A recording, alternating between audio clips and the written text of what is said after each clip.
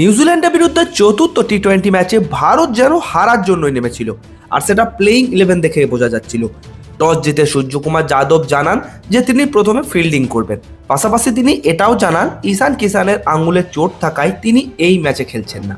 কিন্তু সবথেকে আশ্চর্যের বিষয় হলো ঈশান কিষানের পরিবর্তে শ্রেয়াস আইয়ারকে না খেলিয়ে একজন এক্সট্রা ফাস্ট বোলারকে দলে নেওয়া, যেখানে আগে থেকেই হার্দিক পান্ডিয়া, শিবম দুবের মতো পেস বোলিং অলরাউন্ডার রয়েছে, সেখানে আর একজন অতিরিক্ত ফাস্ট বোলারকে খেলানোর কোনো বাস্তব মানেই হয় না। এর ফল আমরা স্পষ্টভাবে দেখতে পাই ব্যাটিংয়ে। 215 রানের বিশাল টার্গেট চেস করতে নেমে প্রথম বলেই অভিষেক শর্মা আউট হয়ে যান। সেখান থেকেই শুরু হয় ভারতের ব্যাটিং ধস। আর যে ভয়টা আমি সবসময় করি, যেই দিন ভারতের ব্যাটিং কোলাপ শুরু হয় সেই দিন পুরো ব্যাটিং লাইন আপ ভেঙে পড়ে। এই সিরিজে আমরা দেখেছি এক ম্যাচে ভারত 10 ওভারে রান চেস করে দিয়েছে, আর এক ম্যাচে 15 ওভারে চেস করেছে।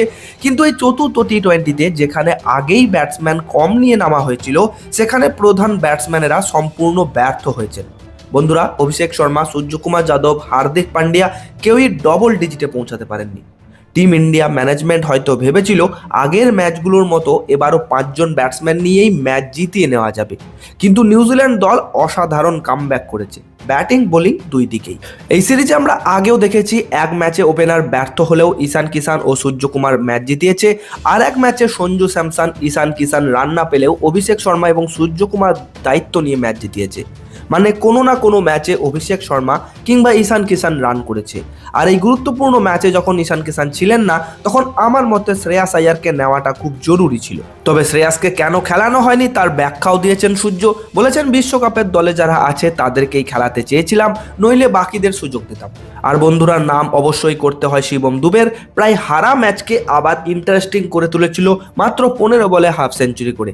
এর মাধ্যমে তিনি ভারতের হয়ে তৃতীয় দ্রুততম টি-20 হাফ সেঞ্চুরির মালিক হয়েছেন।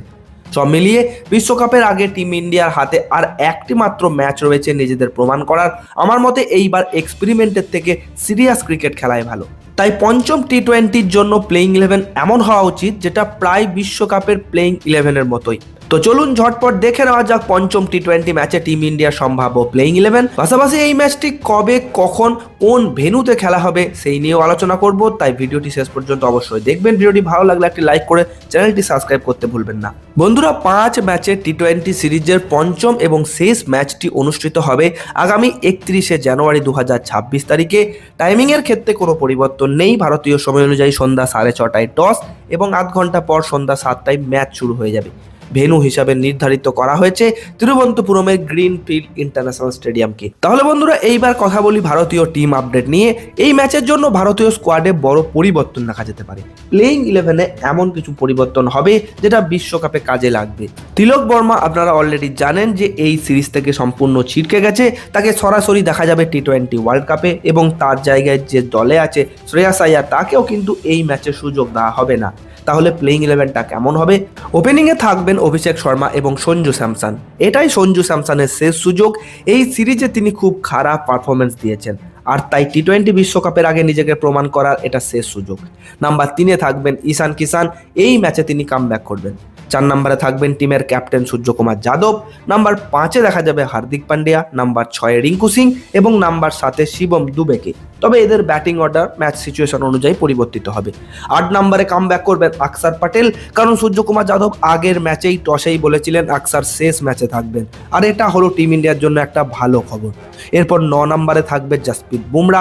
10 নম্বরে হর্ষিত রানা নতুবা আকদীপ সিং এর মধ্যে যে কোনো একজন, আর 11 নম্বরে কামব্যাক করবেন বরুণ চক্রবর্তী। তাহলে লাস্ট 2টি ম্যাচে বরুণকে রেস্ট দেওয়া হয়েছিল, রবি বিষ্ণয়কে খেলানো হয়েছিল, কিন্তু বরুণ চক্রবর্তী বর্তমানে টি-20 নাম্বার 1 বোলার এবং টি-20 ওয়ার্ল্ড কাপে তাকে খেলতে দেখা যাবে, তাই তার ফেরা প্রায় নিশ্চিত। তো বন্ধুরা, আপনাদের কি মনে হয়, টিম ইন্ডিয়ার এক্সপেরিমেন্ট করার থেকে কি এই ম্যাচে সিরিয়াস প্লেইং 11 নিয়ে নামা উচিত? নিচে কমেন্ট করে অবশ্যই জানাবেন। ভিডিওটি ভালো লাগলে লাইক করুন, চ্যানেলটিকে সাবস্ক্রাইব করে পাশে থাকা নোটিফিকেশন বেলটি প্রেস করতে ভুলবেন না। ধন্যবাদ।